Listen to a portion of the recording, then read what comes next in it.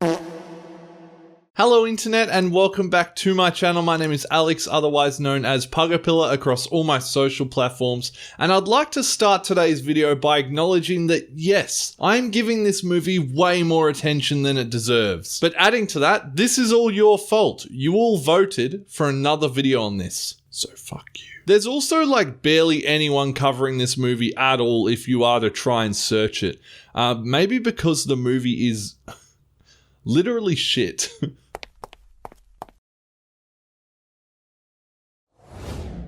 I released a video initially reacting to this movie because I hadn't seen it since I was a kid and I wanted to revisit it. You see, it's one of those movies you watched as a kid because your parents bought it at a market and thought it would be a fun movie to watch. And it is, if you are brain dead. And I'm about to tear this movie a new asshole. All puns intended. Thunderpants released in 2002 and was directed by Peter Hewitt. This director is also responsible for Bill and Ted's Bogus Journey, Garfield, you know, that funny orange cat that likes lasagna, and was even responsible for the horrible Home Alone: The Holiday Heist movie that went straight to TV. What a fall from grace. That is if there is like a grace period somewhere. Simply searching Thunderpants into Google won't even show you this movie. Instead, if you're Australian like me, you'll be met with a clothing brand dedicated to, well, underpants. The synopsis of Thunderpants goes a little bit like this. An 11-year-old boy's amazing ability to break wind leads him to fame and helps him fulfill his ambition of becoming an astronaut. Thunderpants, or Plain Gaz, if you're from French, had a budget of $7 million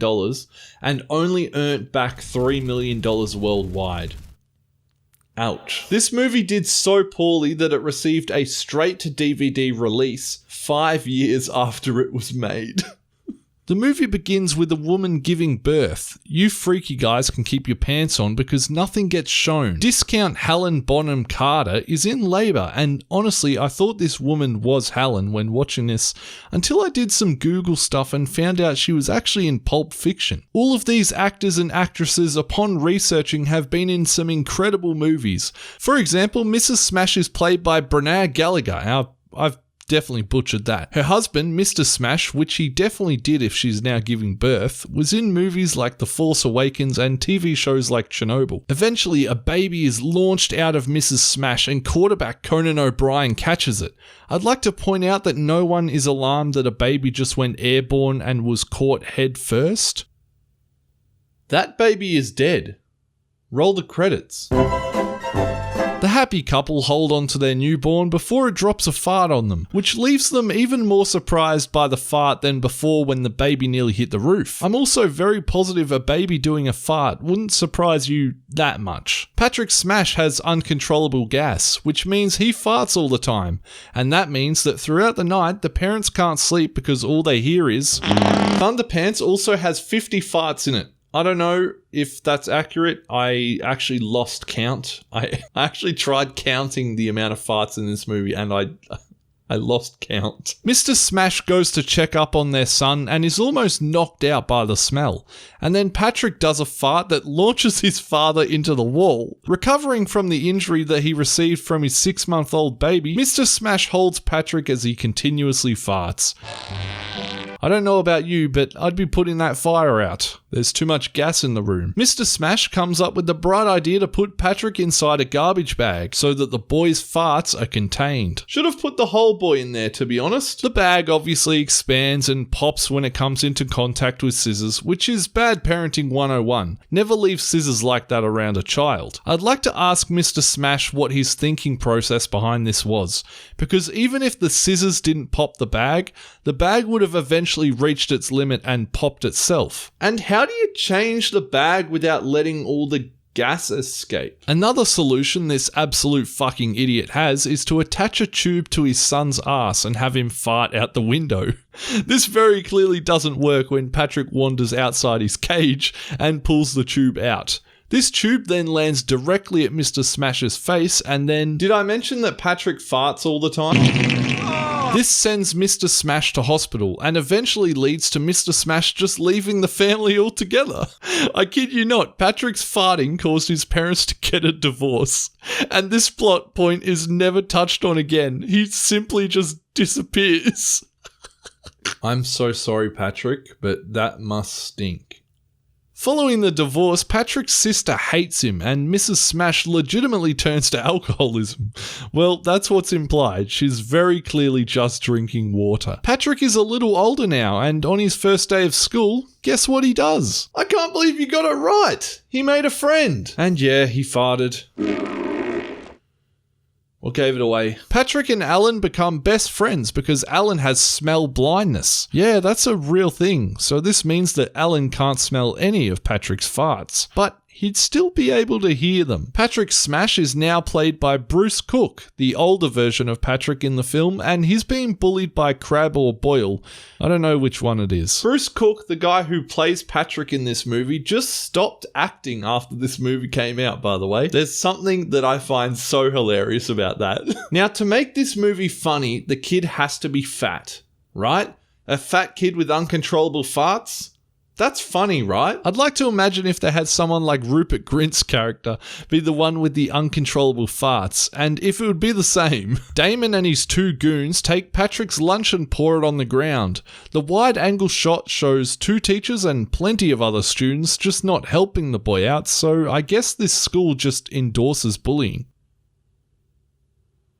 So Alan's a nerd, which leads to him getting punched in the face because nerds deserve to be bullied as well. Alan then asks Patrick, "What am I?" To which Patrick replies, Alan? This is important for later, especially if he's this much of a dumbass. This is easily Rupert Grint's worst movie, and I wouldn't be surprised if he wants to wipe this from his film history. I'm just a figment of your imagination. They give him this horrendous accent to just amplify that this guy's a fucking nerd and you need to know about it. My attempt to embarrass them in my astrophysics was quite frankly a foolish waste of time. Cut to an opera singer by the name of Sir John Osgood, who is the world's second greatest tenor, performing at the school. Everyone stands and is told to be silent. Did I mention that Patrick can't control his fart? Yeah, Patrick drops a massive one mid-silence and the girl behind him must get this a lot because she isn't even fazed by it. The principal tells Patrick that he's the foulest creature to ever walk the earth, and I hope you like repetitive lines because that was the worst day of my life. Ever. Patrick has a dream to become an astronaut, but this idiot calls it a spaceman. He writes a letter to the Space Center, which they definitely wouldn't read, and mentions that he'd love to be a spaceman, but he can't control his arse. I cannot control my arse. During a broadcast that Patrick is watching, the general of the Space Center mentions that for someone to become an astronaut, they need to be uniquely gifted. Alan gets to work to make Patrick a device that will control his arse so he can become a spaceman, and whilst he waits outside of Alan's shed, a very obvious car is taking pictures of Patrick as he waits. I don't know how Patrick doesn't notice this car that's literally right in front of him, but he doesn't. Alan, for some reason, is allowed to use his dad's power tools despite being like 10 years old, and eventually the Thunderpants are created. These pants allow Patrick to fart, and when he does, it stores the gas inside a metal lunchbox that Patrick carries around. I refuse to believe that a 10-year-old built that. Alan explains to Patrick how the device works in an extremely complicated way which this fucking idiot wouldn't understand at all, and then they end the conversation with their best friend handshake. You know, every pair of best friends has their secret handshake, even if it makes you look like you need help. Mentally. With Patrick's new set of inflating gas pans and lunchbox that he has to carry around everywhere, he still has trouble getting the ladies, but he has no trouble attracting the bullies. Damon shows up and takes Patrick's lunchbox, which, like, just get your own food, man. He opens the lunchbox and is covered in Patrick's musty fart gas. I gotta say though, props to the guy for being so unbothered by it. Seems like a really chill dude. From there, Damon ties Patrick up to the playground and Alan just watches as his best friend is just beaten up by all the kids in the yard. This school must endorse bullying. And for Patrick, this was the worst day of my life. Ever. Patrick also just never goes back to school after this. Alan repairs the Thunderpants, claiming they're stronger than ever now, but they look the exact same. And then Patrick goes on about wanting to be a spaceman again. Alan shuts this down very quickly by basically telling Patrick that he's too fat and dumb to be a spaceman. Have you lost your mind? This upsets Patrick because Alan is telling the truth. I mean, Alan kinda has a point, man. Mrs. Smash is at the doctor's with her son when they find out that Patrick has 2 stomachs. The doctor even compares her overweight son to that of a cow. My question here is, how did they never know? No one thought studying this boy who can't control his ass was a good idea? We've never been to the doctors before? What the fuck has been going on? Patrick is 11 years old in this movie, and you're only just finding out now that your 11-year-old son has 2 stomachs. My bad. I guess it was the alcoholism. Makes your brain go a little bit loopy. Hey Patrick, why couldn't the skeleton fart in front of his friends? Well, he didn't have the guts. I'm sorry. I just like telling fart jokes. They're quite tough to hold in. Patrick hears that he has a useless gift, and that perks his ears right up because that means he can now be a spaceman. Also, I don't know why, but Mrs. Smash just looks like she constantly has the liquefy tool enabled on her face. Now, the problem with Mr. Osgood being number 2 in the world is due to him not being able to hit the high notes. Imagine his surprise when Patrick farts outside his window and does the high note for him. Priceless. So Patrick's farts now have this really high screeching sound to them. And that's going to benefit Osgood to become number 1. And oh hey, there's Keira Knightley. What the fuck? The 2 best friends enter a flight competition where they could win a measly $100. Patrick has a meltdown because Alan didn't bring any Brussels sprouts for him to eat, and Alan gives his best friend a really decent, "I got you bro, don't worry." The competition is one huge joke. You've got one guy who makes a "what the fuck is this?" Another one who makes this windmill thing, another team who makes this umbrella bicycle. These are all adult men. One guy even has a fully built plane that he just runs off the ramp. The final contestants are Patrick and Alan with the Thunderpants 2. Yeah, like that's gonna fly.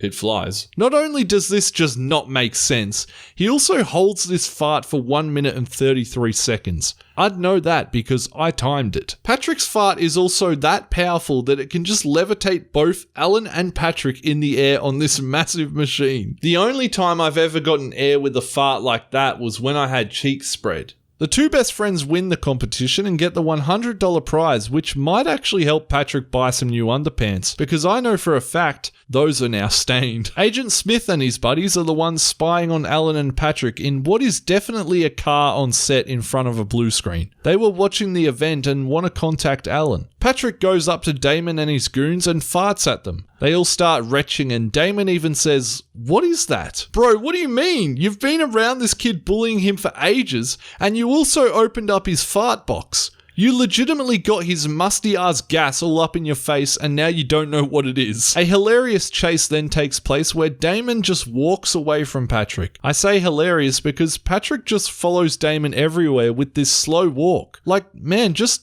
run. I don't want to be that guy, but simply just run. Patrick must have used a fast travel point here because he was nowhere in the background like 2 seconds ago. The chase ends when Damon somehow trips and can't manage to get over this very small hill, and this results in Patrick turning around and dropping an absolute nuke of a fart on Damon. I say nuke because this fart actually sends a sonic wave through the area. With a fart that strong, are we sure that Damon wasn't a different colour when he left?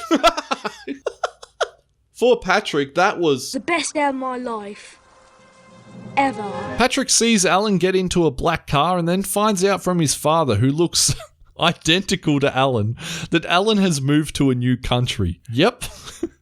This father just allowed his 11-year-old son to move countries. It also seems like Mr. Allen doesn't like Patrick very much because when Patrick is very clearly confused by his best friend moving countries without telling him, Mr. Allen just closes the door on Patrick. Quick side note, I'm not from the UK or anything, but do your parking spots actually look like this? It looks like you guys just took the idea of those Kid City playmats and made it a reality. Patrick listens into a broadcast where the General of the United States Space Program announces that they are unable to launch a rescue mission for some astronauts that have been trapped in space. The doorbell rings and Patrick opens it up and is met by John Osgood, but you'd know him as the guy who just isn't the world number one. Osgood tells Patrick that he wants to take him on a world tour where he will perform in other countries, and Patrick's ears perk up because he knows that Alan has moved to other countries. This scene alone proves how ridiculous this movie really is. Patrick just says alright to this offer and goes to grab his things. He then leaves with this complete stranger to travel the world and hopefully find his friend. I could talk about this particular scene for 15 minutes if I wanted to. Where's the mum? Does she know? Have we told anyone that we're just taking this boy and traveling the world?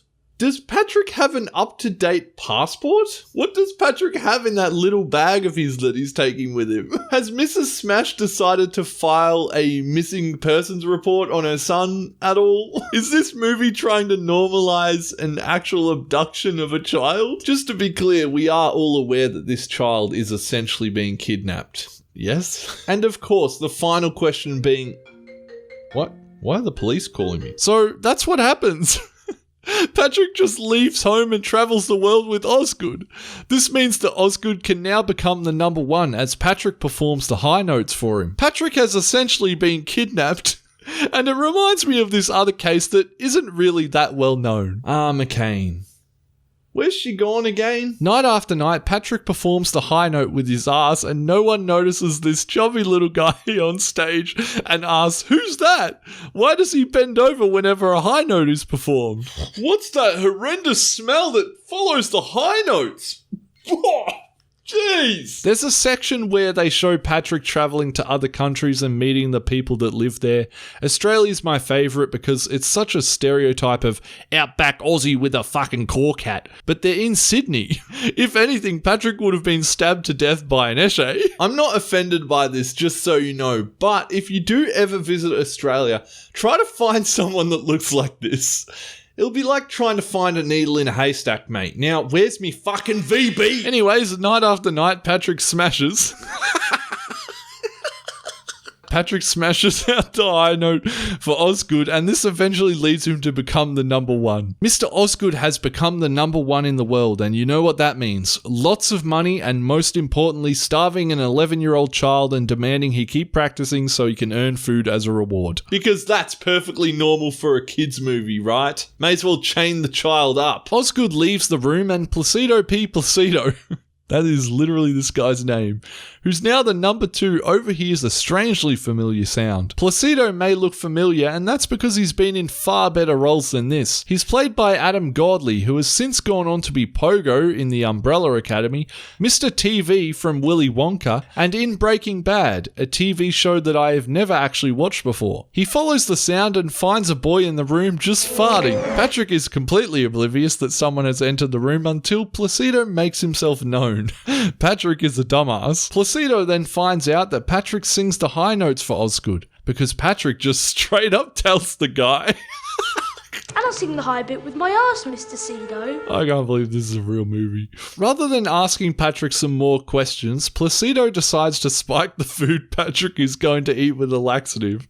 So rather than exposing Osgood in a mature fashion, he chooses to give an 11-year-old a laxative. Realistically, both of the singers are just really bad people. But yeah, he pours this green laxative onto a white pudding, which Patrick never notices, and then it's performance time. Approaching the high note, Patrick starts to feel uneasy. And hey Patrick, how about you fucking wipe the pudding off your mouth, you dirty grot? As Osgood approaches the high note and these two people in the background just don't notice a boy turn around on stage, Patrick lets one rip for the history books, shattering glasses, bursting eardrums, and resulting in a cleanup on aisle 4. Left stunned, Placido calls Osgood out for being a fake before showing the audience that the boy is responsible for singing the note. What follows next is genuinely surprising when Placido is killed on stage by a stage light that somehow wriggled loose during Patrick's fart. I can't believe that those actual words just came out of my mouth. Wrong place, wrong time, I'd suppose, but this light perfectly lined up to where Placido was standing on stage. I guess the dude has aimbot enabled. With the death of Placido, Patrick is arrested and faces court on charges of murder. He's asked questions about the murder, to which Patrick responds, I didn't mean to kill Mr. Cedo, and pleads that if Alan's watching, he wants to be friends again. Typically in this situation, the normal thing to say is no comment. But I guess in saying that, if Haley Steinfeld was watching, I would definitely put an offer out there as well. Incredibly, Alan's watching the broadcast and the agent behind him asks, Is that him? Yes. What the fuck do you mean is that him? You can see the TV, and let me remind you that you were taking pictures of this guy earlier in the movie. Correct me if I'm wrong, but you actually had pictures of both of them, and you're asking if this is the same guy. Has he undergone some insane surgery or a normal haircut since you last saw him? What the fuck? So it's safe to say that everyone knows about the death of Placido and Patrick's involvement now. In court, Stephen Fry is interviewing all of the people in Patrick's life. This includes John Osgood, who claims Patrick killed his best friend, Damon, the school bully who says everyone is scared of Patrick because of his weapon of mass destruction. Even the head teacher is here to tell the court that Patrick is evil. Mum couldn't make it? I'm very sure that she was aware her son was in a court. The defense argues that the bolt was already loose due to production flaws, to which the judge asks him if he listens to opera at all. The defense obviously says no, he doesn't, and because he doesn't listen to the opera, this means that Patrick is now guilty? This judge also bullies Patrick for having only one friend, to which the jury laughs. Patrick is charged with fraud, grievous bodily harm, damage to property, reckless endangerment, and murder. Obviously, because Patrick is only 11 years old and a child, the jury finds Patrick Guilty. Guilty. Guilty. Guilty. Guilty. Guilty. Guilty. Guilty. What about Osgood, who essentially kidnapped Patrick? Isn't Osgood having someone perform the high notes for monetary gain considered fraud? Wouldn't Osgood be an accomplice to the murder? Anyways, none of that matters because Patrick's only a child, so he gets to go to juvie, otherwise known as young children prison. Oh. Yeah, so Patrick is sentenced to execution by firing squad. The only thing that's running through my head right now is, this must be the worst day of his life. Ever.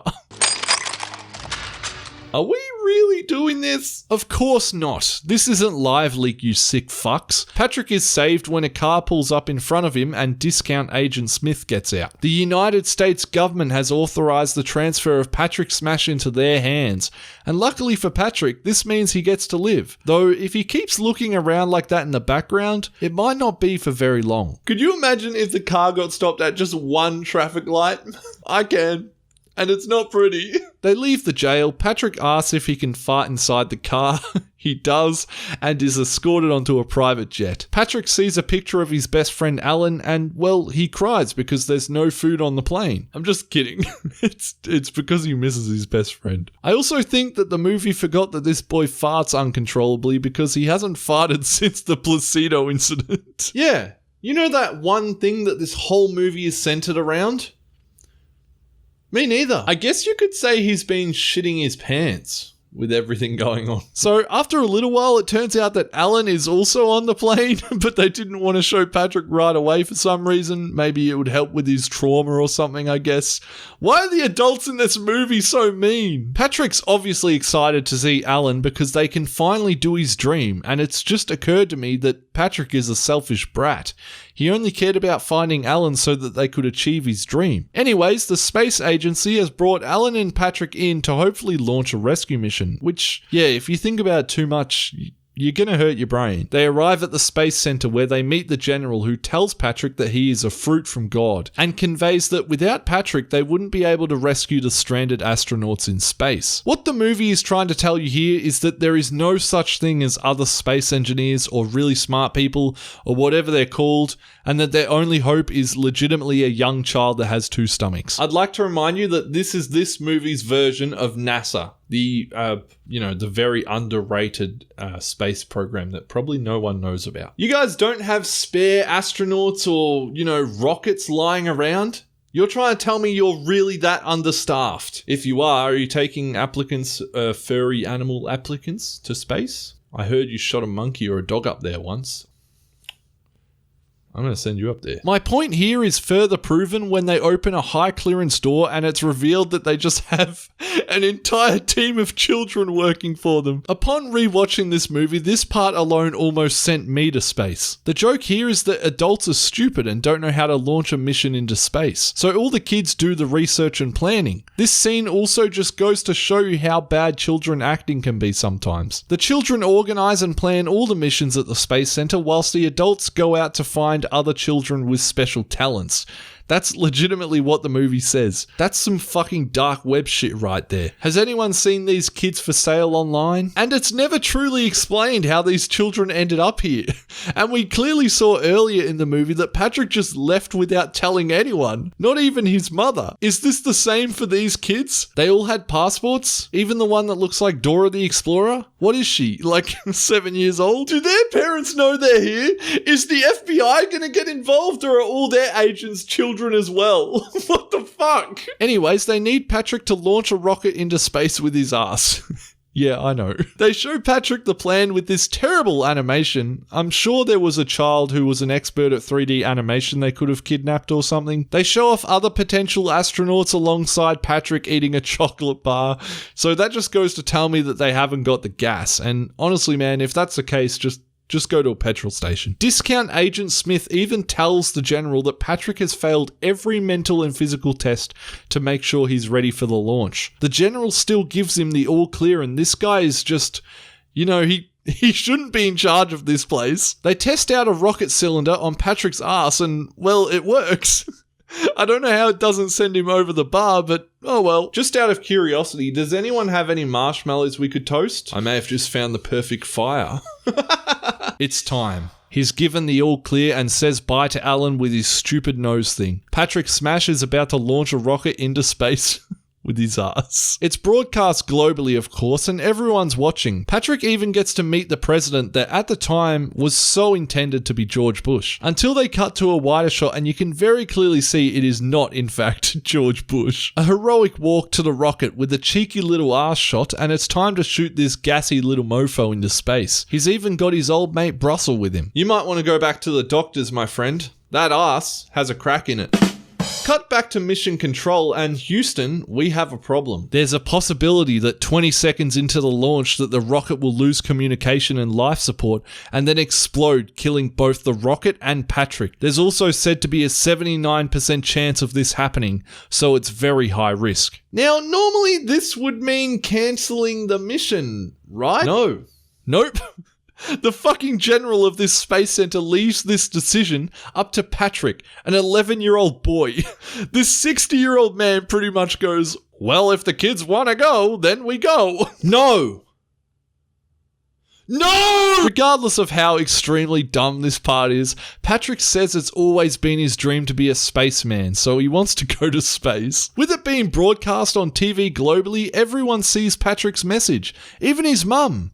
Yeah. Remember her? The mother and sister genuinely look surprised by this, like, oh, there's Patrick. I was beginning to wonder where he went off to. All of the school is watching the broadcast as well, including the bullies and teachers. We see Osgood again, and now he's just homeless. Wasn't he like a millionaire and didn't seem to have any charges in court? The staff at the Space Center begin to cry as they realize they may just be about to send an 11-year-old to his death. And the launch goes ahead. Now, come on, guys. Let's be realistic here. He's not going to be able to launch a rocket into space with his ass.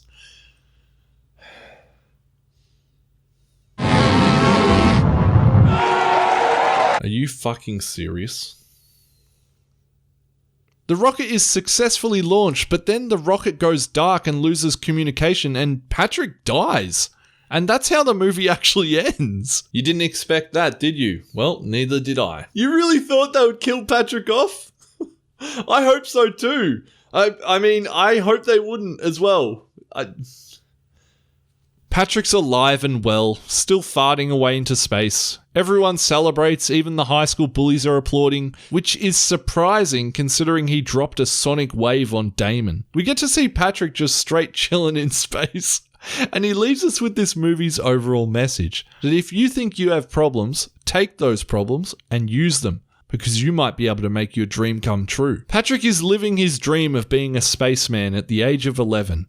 I'd like to point out that this kid was only sent to space because of his ass. Patrick has no knowledge of space or how to navigate a rocket, so I'd like to ask the question of how did he manage to get back? How did he manage to intercept the stranded team? How didn't Patrick just drift off into space never to be seen again? He failed all of the tests and has no knowledge of what to do inside a rocket. So, how's he still alive? Do they have money in space? I would like to think if they did that it would be Starbucks.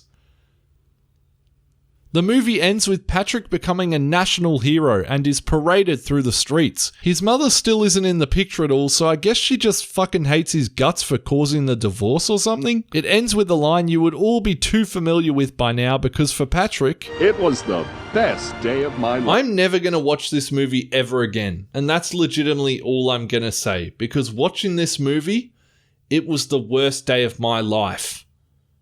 Ever. To sum this movie up, it reminds me of this brilliant line that goes, "Love is like a fart. If you have to push it, it's probably crap." If you enjoyed today's video, make sure to leave a big like or a little like, depending on your thumb size. Share this video with a friend or two if you want to. And thank you so much for watching and spending a little bit of your time with me today. And I will see you all the next time that we do this thing. And then that's when we will see each other again. I'm so sorry that I had to put you through watching Thunderpants again if you watched the initial reaction. But then again, this was your fault to begin with. So if anything, you should be sorry to me. So that's what you should leave in the comments. I'm so sorry that I made you make another video on this movie.